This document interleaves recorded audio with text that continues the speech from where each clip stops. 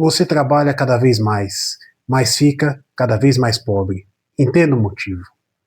Você já parou para pensar que o problema não seja a quantidade de horas que você trabalha, mas sim o quanto sobra depois que todos colocam a mão no fruto do seu trabalho? Todos os dias, milhões de brasileiros acordam antes do sol nascer, enfrentam ônibus, enfrentam o trânsito, ônibus lotado, metrô cheio, passam 8, 10, 12 horas trabalhando. Chegam em casa cansados.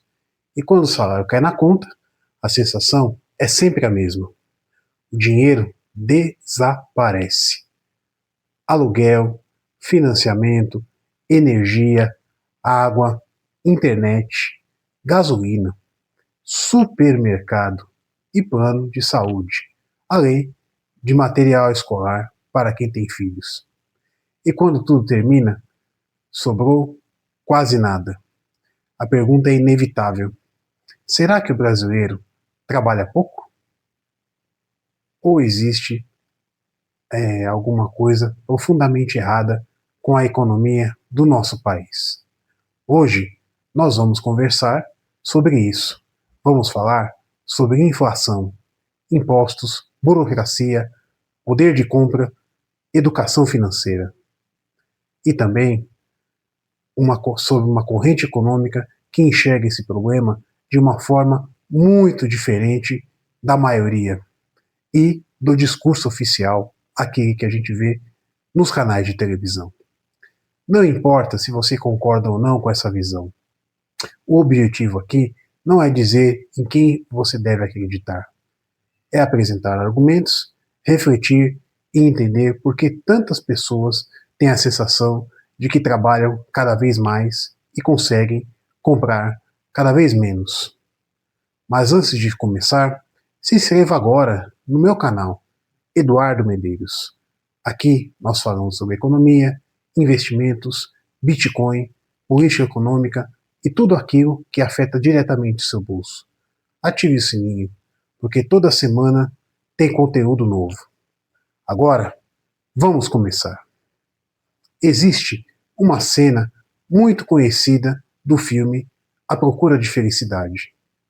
O personagem interpretado por Will Smith corre desesperadamente pelas ruas tentando mudar de vida. Ele trabalha, estuda, cuida do filho, dorme pouco e mesmo assim parece que nunca consegue alcançar a estabilidade.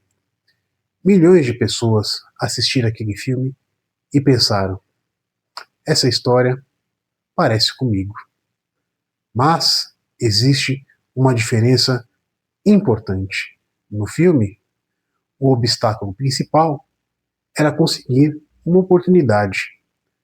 No Brasil, muitas pessoas conseguem a tal da oportunidade. Conseguem emprego, conseguem renda e ainda sentem que não conseguem prosperar. Por que será? Será falta de planejamento? Falta de educação financeira? Ou existe um sistema econômico que torna muito mais difícil acumular patrimônio? Essa é a pergunta que vamos responder. Imagine que você receba um aumento de salário de 10%. Parece uma ótima notícia, né? Agora, imagine que no mesmo período o supermercado aumente 12%, a gasolina aumente 15%, o aluguel aumente 10%, o plano de saúde aumente 18%. Na prática, você ficou mais rico, com maior poder aquisitivo, ou apenas passou a ganhar um número maior de reais? A impressora da sua casa aumentou. Essa diferença é fundamental, porque riqueza não é quanto dinheiro entra na sua conta. Riqueza é aquilo que o seu dinheiro consegue comprar. E é exatamente aí que muita gente começa a perceber que existe um problema. Ou imagina que existe. Segundo uma visão defendida pela Escola Austríaca de Economia, riqueza não nasce em Brasília, ou seja, não nasce no poder central, não nasce em decretos, não nasce em ministérios, com uma canetada. Ela nasce quando alguém produz alguma coisa que outra pessoa considera valiosa. Pode ser um médico, um pedreiro, um caminhoneiro, um advogado, um mecânico, um agricultor, um programador. Todos eles produzem riqueza. O papel do Estado, segundo essa corrente de pensamento, deveria ser proteger a liberdade, a propriedade e os contratos. Quando o Estado ultrapassa esse limite, dizem seus defensores, ele passa a consumir uma parcela cada vez maior da riqueza produzida pela sociedade, a riqueza que você produz. Essa é uma interpretação econômica. Há outras correntes que defendem um papel mais amplo para o Estado, argumentando que ele é essencial para prover serviços públicos e reduzir a desigualdade. Independentemente da posição de cada um, vale a pena refletir sobre uma pergunta simples. Quando você olha para tudo o que paga em impostos, você sente que recebe de volta serviços proporcionais? Pense nessa pergunta, porque ela será importante ao longo do vídeo. Agora, faça o exercício mental. Imagine você, um trabalhador que recebe seu salário no 5º dia útil. Antes mesmo de gastar um único real, já existem vários descontos. Depois, ele vai abastecer o carro, paga impostos. Vai ao supermercado, paga impostos embutidos nos produtos. ICMS, por exemplo, que agora é o IBS. Compra um celular, mais impostos. Liga a luz da casa, ainda mais impostos. Compra um remédio, mais impostos. Muitas vezes, ele nem percebe, não tem consciência, porque isso não ensina nas escolas. Porque boa parte da tributação brasileira está escondida dentro dos preços. E quando você não vê quanto paga, você também não percebe o tamanho do peso que você está carregando. E um peso chama-se Brasília, poder central. Essa é uma das razões pelas quais tantas pessoas têm dificuldade de entender para onde foi o dinheiro. Mas existe outro inimigo silencioso, talvez ainda mais perigoso. Chama-se inflação. Ela não faz barulho, ela não bate na sua porta, ela não envia boleto, ela simplesmente reduz aos poucos o poder de compra do seu dinheiro. Você já percebeu que alguns anos atrás era possível encher um carrinho de supermercado com muito menos dinheiro? Pois é. Ou que comprar um carro popular parecia um objetivo mais alcançável? Essas mudanças não acontecem por acaso. Elas fazem parte de um fenômeno econômico complexo que influencia a vida de todos. E é justamente sobre esse fenômeno que vamos falar na próxima parte, quando entenderemos por que o dinheiro parece perder valor mesmo quando o salário aumenta. Vamos à segunda parte do vídeo. Agora, outro pensamento, outra situação simples. Vamos imaginar.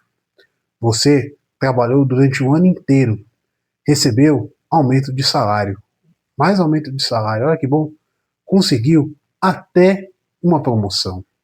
Mas, quando foi renovar o aluguel, levou um susto. Quando foi ao supermercado, você levou outro susto. Quando abasteceu o seu carro, suado, que conquistou com muita luta, outro susto.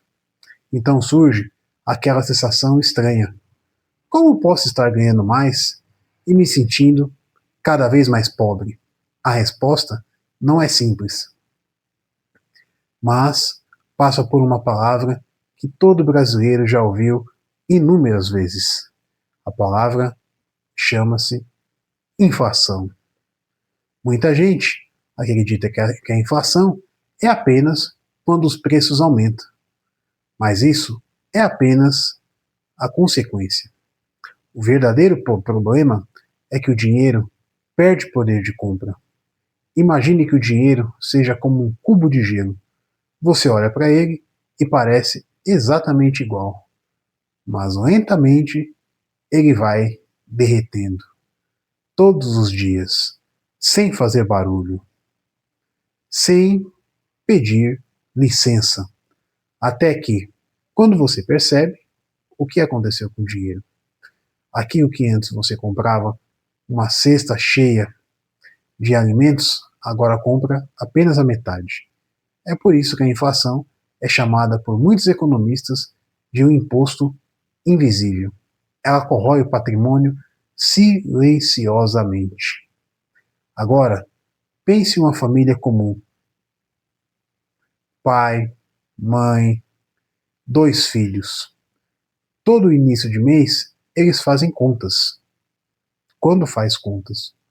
Quando vai pagar o aluguel? Quanto vai para a escola? Quanto vai para a alimentação? Quanto sobra para investir? Investir? Na maioria das vezes, a resposta é dolorosa. Não sobrou nada. E quando não sobra nada, não existe patrimônio acumulado. E sem patrimônio, não existe liberdade financeira. Como é que você vai conseguir liberdade sem ter um patrimônio? E sem liberdade financeira, qualquer imprevisto transforma em um desastre, em uma bola de neve. E é exatamente por isso que tantos brasileiros vivem permanentemente preocupados. Não porque sejam irresponsáveis, mas porque a margem para erro simplesmente desapareceu. Existe uma frase muito conhecida do economista Friedrich Hayek. Ele dizia que uma sociedade livre depende da capacidade das pessoas fazerem planos de longo prazo. Pense nisso. Como alguém consegue planejar 10 anos à frente? Se não, sabe quanto custará o supermercado no próximo mês? Como alguém compra uma casa? Se os juros mudam constantemente? Como alguém investe? Se o dinheiro perde valor rapidamente? A previsibilidade é um dos maiores patrimônios de qualquer economia. Quando ela desaparece, a insegurança toma conta. Mas existe outro fator que raramente recebe a atenção e que é muito importante, bem considerável. Chama-se burocracia. Imagine um jovem que sonha abrir uma pequena empresa. Ele tem talento, tem clientes, tem vontade de trabalhar. Antes mesmo de vender o primeiro produto, já precisa lidar com uma série de documentos, licenças, alvarás, contabilidade, tributos, obrigações acessórias. Além de pagar o tributo, você tem obrigações acessórias em cima do tributo. Ficar horas preenchendo o formulário, tempo que poderia estar sendo usado para produzir riqueza. Segundo a visão liberal, inspirada na escola austríaca, esse excesso de burocracia aumenta custos, reduz a competitividade e dificulta o empreendedorismo. Outros economistas argumentam que parte dessas regras protegem consumidores, trabalhadores e o meio ambiente. Esse é um debate legítimo, mas existe uma pergunta muito prática. Será que o modelo atual consegue equilibrar proteção e simplicidade? Agora vamos falar sobre uma armadilha moderna: as redes sociais. Todos os dias você abre o seu Instagram, o seu TikTok e vê alguém viajando, comprando carro novo, morando em uma casa enorme. Parece que todo mundo ficou rico, ficou bem sucedido, menos você. Mas existe um detalhe. Você está comprando os bastidores da sua vida. Você está comparando os melhores momentos da vida de milhares de pessoas que postam nas suas redes sociais. Essa comparação permanente produz ansiedade, frustração e uma falsa sensação de fracasso. É exatamente por isso que tanta gente acredita estar ficando para trás, mesmo quando está evoluindo. Lembra da série Round 6, que passou na Netflix, ou Squid Game, né, que é o título original? Ela fez sucesso porque falava sobre desespero financeiro, pessoas endividadas, sem perspectivas, dispostas a correr riscos extremos para tentar mudar de vida. É claro que aquilo é ficção, mas a identificação foi real, porque milhões de pessoas conhecem a sensação de viver pressionadas por contas, não por luxo, mas por sobrevivência. Essa é uma mensagem poderosa. Agora, quero fazer uma reflexão com vocês.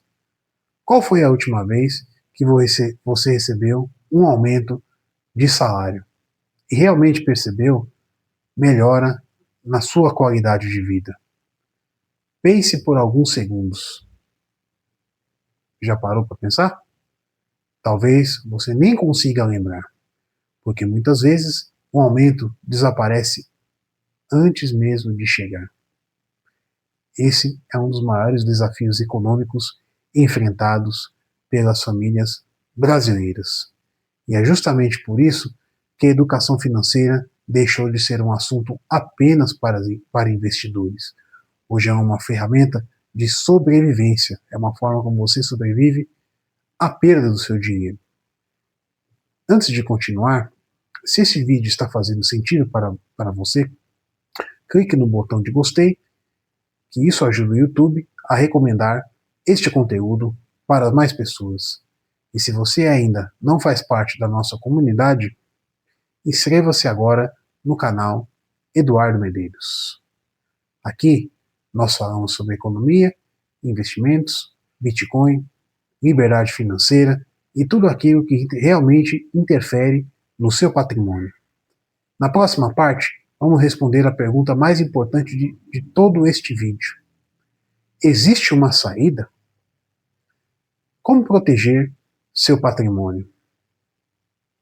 Como escapar da famigerada inflação? Como construir riqueza em um ambiente econômico tão desafiador? E por que milhões de pessoas continuam trabalhando apenas pelo dinheiro, enquanto outras fazem o dinheiro trabalhar para elas? Ótima pergunta. É exatamente isso que veremos agora. Vamos para a parte 3 do vídeo. Chegamos à pergunta mais importante desse vídeo. Existe uma saída? Ou estamos condenados a trabalhar cada vez mais para comprar cada vez menos, fora a perspectiva de não termos aposentadoria? A resposta é mais complexa do que parece. Não existe fórmula mágica. Não existe investimento milagroso. E certamente não existe enriquecimento fácil. Mas existe um caminho. E esse caminho começa com uma mudança de mentalidade. Durante décadas, ensinaram ao brasileiro que estudar, conseguir um bom emprego e trabalhar duro era suficiente para conquistar a estabilidade financeira. Realmente, isso funcionou para muitas pessoas no passado. Hoje, entretanto, o cenário é muito diferente.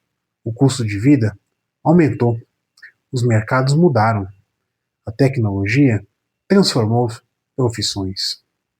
E depender exclusivamente do salário tornou-se um risco muito maior. E não significa que o trabalho perdeu importância, de jeito nenhum. Muito pelo contrário. O trabalho continua sendo ponto de partida de qualquer economia. mas dificilmente será o ponto de chegada. Existe uma diferença enorme entre renda e patrimônio. Renda é aquilo que entra, patrimônio é aquilo que permanece. Uma pessoa pode ganhar 20 mil reais por mês e terminar o ano sem patrimônio algum. Outra pode ganhar 6 mil apenas. Mas investir com disciplina, controlar seus gastos e construir riqueza ao longo do tempo pode fazer que essa diferença seja muito grande. E é justamente essa diferença que muda vidas, porque patrimônio gera liberdade, e liberdade gera escolhas. Agora, imagine duas pessoas. As duas perdem o emprego amanhã. A primeira depende exclusivamente do seu próprio salário.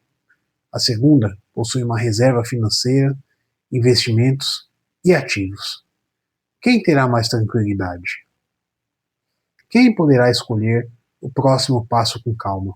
E o fator psicológico é muito importante. Essa é a importância do patrimônio. Ele compra tempo. Nunca ouviu o termo americano time is money? Se aplica a essa lógica. E tempo é um dos bens mais valiosos e mais escassos que existe. Existe uma frase muito conhecida atribuída a Warren Buffett. Se você não encontrar uma forma de ganhar dinheiro enquanto dorme, trabalhará até morrer.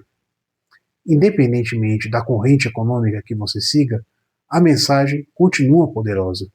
Você precisa construir ativos, aquilo que produz renda, aquilo que cresce com o tempo, aquilo que trabalha por você.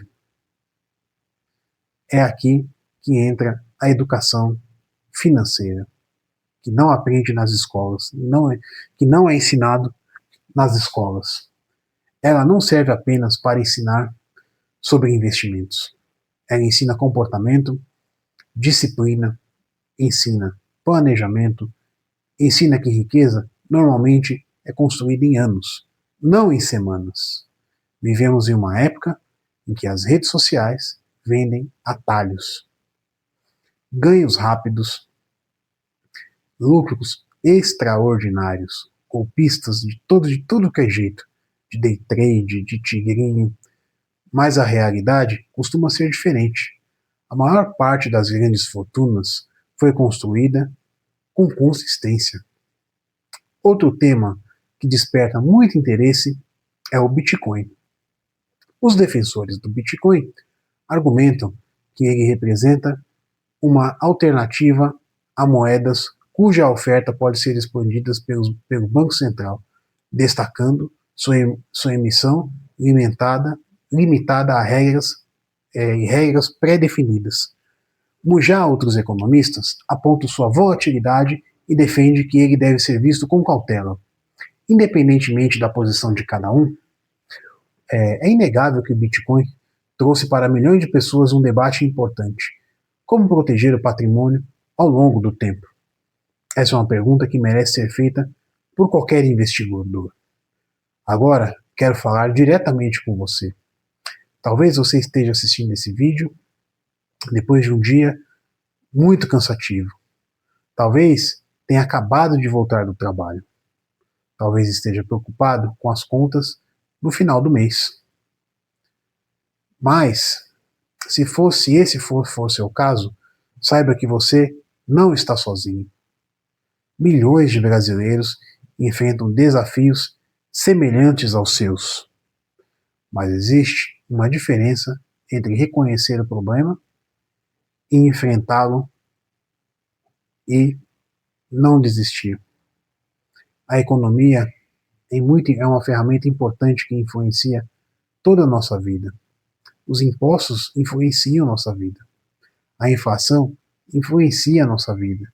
Mas o conhecimento real, o conhecimento que você usa no dia a dia, também influencia.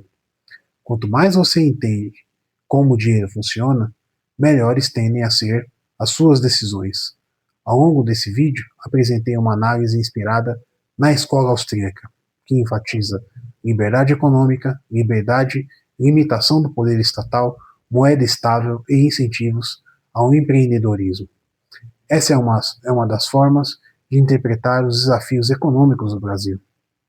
Existem outras escolas que defendem soluções diferentes, com maior participação do Estado na economia. O importante é que esse debate seja feito com argumentos, respeito e disposição para compreender diferentes perspectivas, sem ofensas e sem conflitos não eficazes que não agregam informações. Mas existe um ponto em que praticamente todos concordam. Um país prospera quando sua população consegue produzir, poupar, investir e planejar o futuro com confiança. Quando isso não acontece, a sociedade inteira sente os efeitos. Talvez o maior desafio do Brasil não seja apenas crescer economicamente. Talvez seja criar um ambiente em que quem trabalha honestamente consiga perceber que seu esforço realmente melhora a sua vida. Esse deveria ser um objetivo comum, independentemente da posição política de cada cidadão. Agora, se esse vídeo trouxe uma reflexão útil para você, faça parte deste canal.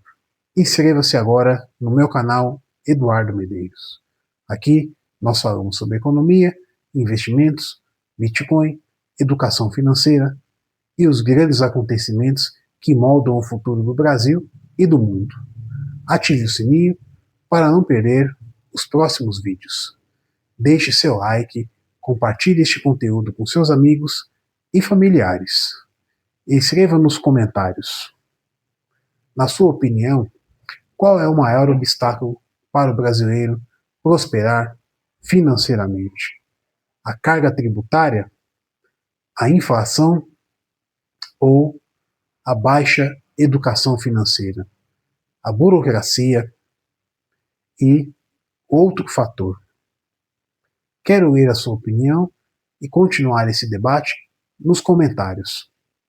Muito obrigado pela sua companhia e espero que nos encontremos nos próximos vídeos. Um forte abraço e até a próxima.